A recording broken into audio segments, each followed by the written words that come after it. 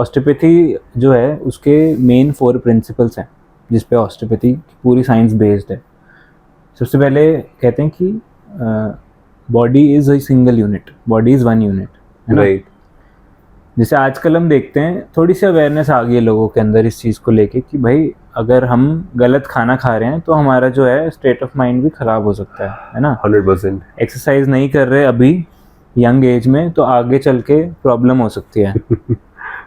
और तो क्या कहते हैं कि बॉडी एक यूनिट है, माने कि पहले क्या होता था, बॉडी को अलग अलग पार्ट्स में डिवाइड कर दिया जाता था कि किसी को हेपेटाइटिस है तो भाई उसके लिवर में ही दिक्कत है तो गैस्ट्रो डील करेगा। एग्जैक्टली ठीक है, तो गैस्ट्रो के पास जाओ। हाँ, गैस्ट्रोएंटरोलॉजिस्ट है वो पूरा डील करेंगे सिर्फ गट के साथ। हाँ यस। तो ये क्या बात है, बॉडी इज वन यूनिट। उसके बाद आता है हमारा सेकंड जो प्रिंसिपल रहता है ऑस्टियोपैथी में, इसमें बोलते हैं कि body has its own healing capacity. कोई भी चोट मेरे को लगती है तो एक भी कट लगेगा तो वो 1 दिन में 2 दिन में वो हील हो जाएगा। एंड इवन अगर कभी कमर का दर्द भी होता है, पैर का दर्द भी होता है, आप बॉडी को रेस्ट देते हो तो अपने आप हीलिंग प्रोसेस से धीरे धीरे वो रिकवर हो जाता है। एग्जैक्टली, मोर और लेस। तो दैट इज देयर। तो healing is there. Body as a one unit. But I understand is basically कि भाई आप कुछ भी कहीं पे कर रहे हो तो उसका रिपरकशंस पूरी बॉडी में जा रहे हैं। It is not only that thing और that part, but that is going to effect all other things. कहीं ना कहीं पे छोटा ज्यादा कम ज्यादा, बट कहीं ना कहीं तो उसका इफेक्ट जा रहा है आपकी body. These 2 aspects we have covered. What are other 2 aspects? And then we have कि जो रोल ऑफ आर्टरी रहता है हमारा is supreme. Arteries so arteries here यहाँ पे थोड़ा सा ब्रेक डाउन करके what is artery, lot of people are from like non medical background, they won't be understanding what is artery. तो we'll say it role of blood supply is supreme.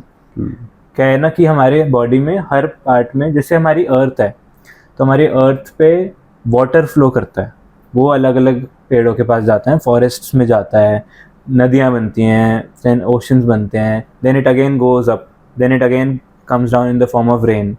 तो वो तो वो एक नरिशमेंट देता है हमारी पूरी अर्थ को। That is why water is important and that is how blood has a role in our body.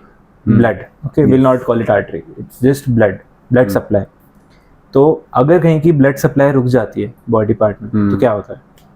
Obviously वहां पे ना उसको न्यूट्रिशन मिलेगा, ना वहां से टॉक्सिन्स मूव करेंगे। So ultimately that part will become weak और डिटेरिएट।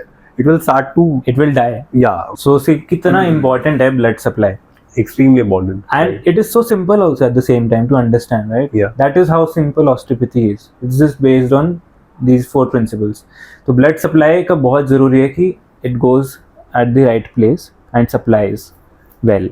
तो अभी हम क्या देखते हैं कि एक पूरा प्रॉपर केस हो जाता है जिसमें तो जो बॉडी का पार्ट है डाइज अवे एंड उसको कट करके निकाल दिया जाता है ना, जैसे गैंग्रीन हो जाता है। एग्जैक्टली, जैसे गैंग्रीन हो जाता है। तो यही अगर थोड़ा सा कम हो जाता है किसी एरिया में blood supply, then it leads to issues. और ये हम महसूस नहीं कर पाते, इसको हम देख नहीं पाते, बट इट हैपन्स, है ना। तो कुछ कंडीशंस होती है जैसे कि आपके ब्रेन में प्रॉपरली ब्लड नहीं जा रहा बिकॉज आपकी नेक सर्वाइकल एरिया जो है उसमें कुछ, मान लो आपको स्पॉन्डिलाइटिस वगैरह हो गया, हाँ, या आपकी वर्टिब्रा जो है आगे पीछे जो हड्डियां हैं वो आगे पीछे हो गई हैं थोड़ा सा because of anything, any trauma या फिर कोई चोट लगा या फिर आपका पोस्चर गलत है। ये आजकल हम बन जा सबका, सब लोग फोन में लगे ऐसे करके, मेरा भी थोड़ा पोस्चर आउट जा रहा है। हमारा भी अभी जैसे हो गया ना, ऊपर नीचे बैठे हुए, वो इतना स्ट्रेंथ ही नहीं रहता हमारे हड्डियों के अंदर। बहुत जरूरी है कि हम इन छोटी छोटी चीजों पे ना अवेयरनेस लाएं। बहुत आसान नहीं है but yes, that is what we are here for osteopaths. हम बात कर रहे थे कि 3 pillars, 4th principle of osteopathy, that is functional. Structure and function is interrelated. तो थोड़ा सा इसको एक सिंपल सा एग्जांपल आप बताएं, इसको मैं समझ पाऊँ। बहुत ही कॉमनली जो होता है छोटे बच्चों में, आजकल मुझे यहाँ दर्द हो रहा है, फॉर एग्जांपल आप दर्द की आपने बात कर तो बोलूँगा मैं गर्दन के नीचे this side I feel pain and खासकर जब मैं करवट पे अगर लेटता हूँ तो मुझे इमीडिएटली वो आई कैन फील कि कुछ पेन जा रहा है। ओके, और अगर मैं सीधा लेता हूँ तो I am okay, like this. Okay, तो चलो एक दूसरा एग्जांपल लेते हैं जो कि बहुत ही कॉमनली हम देखते हैं। कई बार बच्चों के कानों में दर्द होता है, बच्चे छोटे होते हैं, उस कंडीशन को बोलते हैं मैस्टोइडाइटिस। कान में उनके पेन होता है और यहाँ पे पानी भर जाता है, ऐसा सुनने में होता है। क्या होता है, कुछ ही बच्चों में होता है, सब बच्चों में नहीं होता। कुछ बच्चों में क्यों होता है, तो ये मैं आपको बताना चाहूँगा। तो हमारे जो ईयर का बोन होता है, इसको टेम्पोरल बोन बोलते हैं। ये जब इस बोन के अंदर पोर्स होते हैं छोटे छोटे, तो वो पोर्स के अंदर पानी भर जाता है। पानी क्यों भर जाता है? बिकॉज उस बोन की जो है डेवलपमेंट प्रॉपरली नहीं हुई उस पर्टिकुलर बच्चे में, है ना। अब ये बोन तो इफेक्ट हो गई उसके कारण, ठीक है, उनको हो गया अपना पूरा उनका जो पेन हो रहा है कान में, मास्टरडाइटिस हो गया उनको। ये भी होता है कि इसके साथ ही कुछ मसल्स कनेक्टेड हैं, जो कि नेक में जाती है, स्टर्नोक्लीडोमास्टोइड हो गया जैसे फॉर एग्जांपल, जो हमारी नेक को रोटेट करती है। तो इन बच्चों के अंदर हो जाती है टॉर्टिकोलिस, एक कंडीशन होती है जिसमें उनकी गर्दन ऐसे मुड़ी रह जाती है, एक तरफ टाइट हो जाती है। तो ये स्ट्रक्चर एंड फंक्शन जो है थोड़ा सा, it is a little bit of complicated point, it is more for us to understand as a then public, but because आप पूछ रहे हो तो मैं बता रहा हूँ आपको।